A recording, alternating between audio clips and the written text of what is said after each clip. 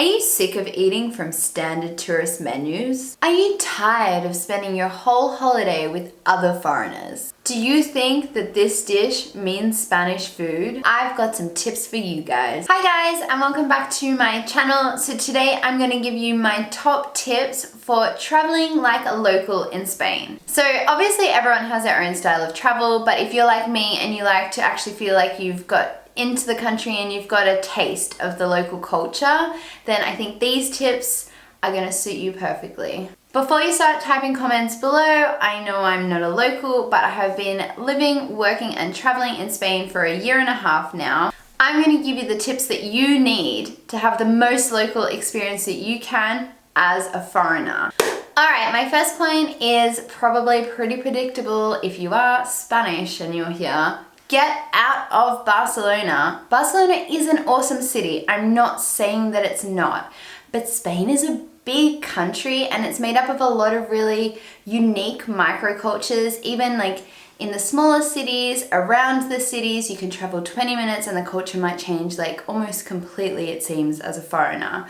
And the other thing is, if you're staying only in the big international cities like Madrid and Barcelona, that's what you're going to experience as a tourist. You're going to see the tourist sites, you're going to meet other tourists, and you're going to spend your time with foreigners and things more or less made for foreigners. They are also both big cities that you could compare to many other big international cities around the world, whereas some of the smaller cities and the towns are completely unique. I'm not casting shade at all on the big cities. I love Barcelona and Madrid. I just think that if you come to Spain and that's all you see, you've missed the whole concept of Spain and Spanish culture as a whole. You're never going to see everything, of course, but even just going out to some of the pueblos and the outer areas of, say, Barcelona, if that's all you have time for, will give you a better sense of how diverse Spanish culture really is.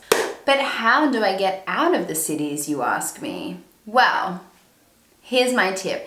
If you come to Spain and you have time and you have an international driver's license, or you're European and you're allowed to drive in Spain, hire a car. It's the best and most local way to see Spain. That's how most Spanish people will actually travel around the country.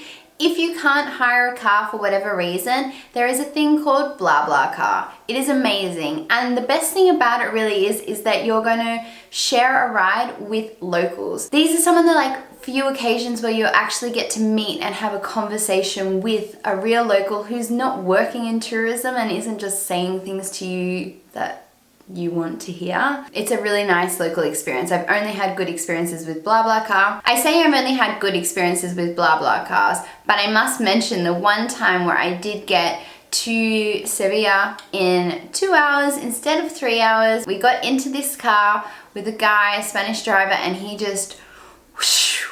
Spanish drivers have a tendency to speed, is my personal opinion, just so you know. I'm usually the slowest driver on the road, going at the speed limit. The other option is to go on to Elsa or check the local buses. This can seem really intimidating, but I promise Spanish people on the whole are really nice, and someone will always come and help you if they see that you are struggling.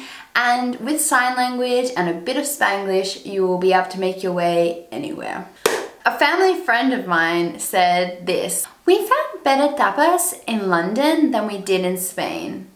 Madre mia, actual sacrilege. Don't chase tapas. Tapas will find you. I know I usually have a lot of Spanish people watching, and this is a point that really annoys a lot of Spanish locals. So I'm going to explain to you why I think that foreigners are always hunting down tapas. In Australia, for example, if you go to a Spanish restaurant, the menu will usually be split into two parts. The sharing section, which will always be called tapas, and the other section, which maybe will be called main menus or dishes or porciones, depending on the restaurant. But it's always split into these two parts. And the part that makes it stand out from other restaurants is the tapas section. So people come to Spain and all they're doing is looking for tapas menus. And the problem with that is tapas usually aren't on menus. In the really traditional places, Tapas will actually just be a small dish that comes with your drink. It's a tapa. Tapas is a tapa, which is literally a lid for your drink. So it's a little plate that they used to put on their drinks to stop flies and things like that. And obviously it's evolved over time. If you want to share a dish, more or less just go to a restaurant where you see a lot of Spanish people at, go there and order maybe like a medium portion, a half portion. I order like a half portion of a few of the dishes on the menu, and that's what you're gonna have. Or try menu del dia for something different, or do some research on the local dishes for the region that you're in. And if you fail at that too, just ask the waiter. You can always ask the waiter. If you walk into a restaurant just because it has a tapas menu on the front, you're literally probably walking into the biggest tourist trap in Spain. Just saying. That would be my top tip for food. Read Spanish reviews of restaurants. Just because it's 5-star doesn't mean anything. If it's 5-star with only English reviews, the chances are the food's not gonna either be great or not going to be Spanish, which is okay if you're not looking for Spanish food. But if you are looking for authentic Spanish food, read Spanish reviews. Make sure there are Spanish reviews and make sure there are good Spanish reviews. Don't be worried if a Spanish review says that there wasn't enough sauce or there was too much sauce. This is a standard thing that Spanish people tend to say in reviews, and as a foreigner, it's not a nitty-gritty detail that you need to get into. But if they say the meal was overall amazing, excellent, or good, because Spanish people have high expectations of food, the food is probably going to be great. I learned this the hard way when I spent my birthday weekend in Barcelona and went out for dinner of a place that was supposed to be Spanish cuisine, but yet I got served cold burrata. It definitely wasn't really Spanish cuisine. There were no other Spanish people in the restaurant. The restaurant was clearing out when we arrived at like 9:30, which is a telltale sign that it is not a Spanish restaurant for locals. And yeah, the food was just really subpar to what I'm used to having in Spain, and that's because I didn't check Spanish reviews, only English reviews. And this was like a year into my time in Spain, which makes it extra embarrassing. And I have a question for all of you Spanish people watching. What is the exact right amount of sauce? Because this is like a national crisis of the sauces. I think I've barely ever read a review in Spanish that hasn't mentioned the quantity of sauce. So another way that I would highly recommend that you get out and see more of Spain is by engaging in outdoor activities. Spain is a really surprisingly sporty nation. I actually wasn't expecting that at all when I arrived, but they are. They love cycling, kayaking, mountain running, trail running, normal running, hiking, swimming. Less so swimming actually, I don't know why I said that. But you get my general gist. And hiking and cycling and trail running and things like that are a really great way to get you out of the cities into the nature, and you'll see some of the most beautiful places in Spain when you go to the mountains, go to a canyon, visit one of them like beautiful rivers. They also have obviously beautiful beaches, but I feel like everyone already knows that, so I'm not going to talk too much about that. But yeah, I think a lot of people do forget that Spain is actually very mountainous, both in the north and in the south. They have beautiful plains and desert, and if you go, say, organize a kayaking trip or something like that, it's a really good excuse to get out and see some of these amazing places. Pack shoes. Okay, so this one is specifically for Australians probably, but I thought I'd mention it anyway. So while you might feel okay walking around cities and other places wearing your thongs, I should say flip-flops so that everyone understands that I'm not talking about a G-string, this is a thong. I feel like Spanish people are really not okay with you walking around the streets in your flip-flops. Sometimes in the town I will do it if I'm just like going to grab bread or something, but I always feel very judged and uncomfortable when I do it. They definitely consider them more to be house shoes, and I kind of just generally get the impression in Spain that Spanish people are inclined to foot phobias. But I don't know, maybe some Spanish people can shed some light on this in the comments below. Do you all have foot phobias? And no, Australians do not have foot fetishes. I don't know why we like to be barefoot and in nothing more than flip-flops all of the time, but it is definitely a cultural phenomenon. And if you are lucky enough to come to Spain and be able to stay in someone's house, make sure you bring house shoes. Don't wear your outside shoes inside, and probably don't roam around barefoot either. That would just be my general warning for you. Trigger warning! It's funny how actually there are so many nudist beaches in Spain, but yet people seem really perturbed by feet. Okay, so my next point is related to the internet. If you can't find out something online, like a piece of tourist information or a bus schedule or just anything really related to travel, go in person. Some regions in Spain, like Galicia, are really good with their online presence and have everything you need to know more or less you'll be able to find online. Other regions like Cantabria,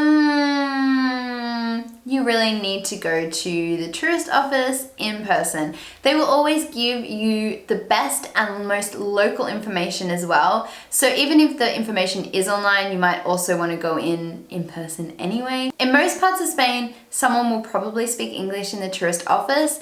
And even if they don't, again, Spanglish and sign language will get you there. And yeah, they'll definitely give you some really good insider tips.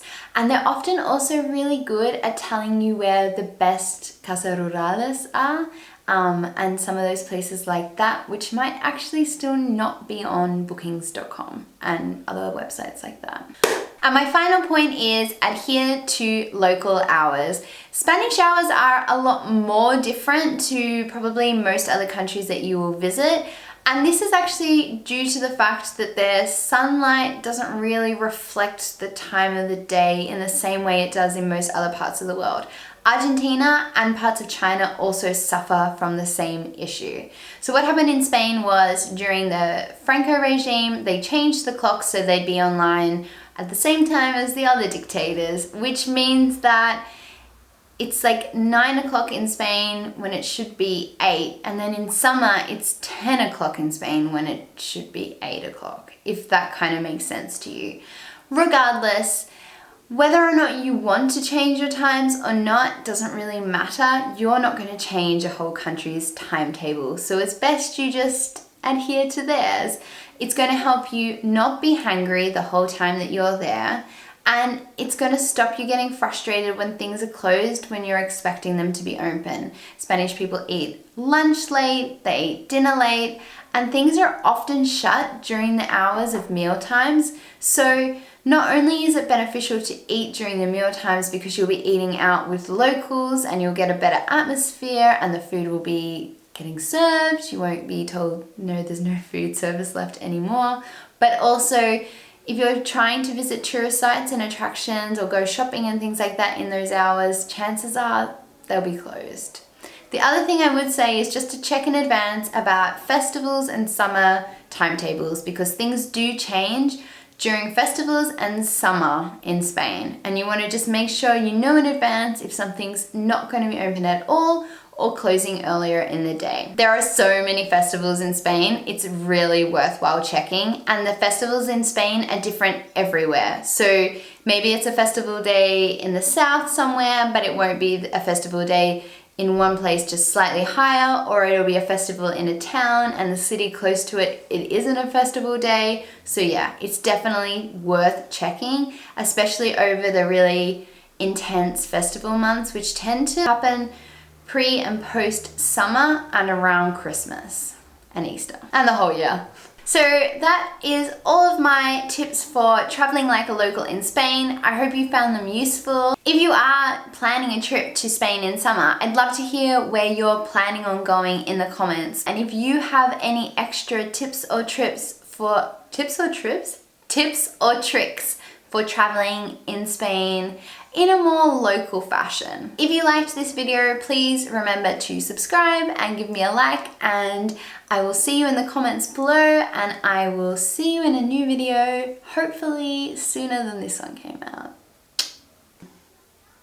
Why do they call it a thong?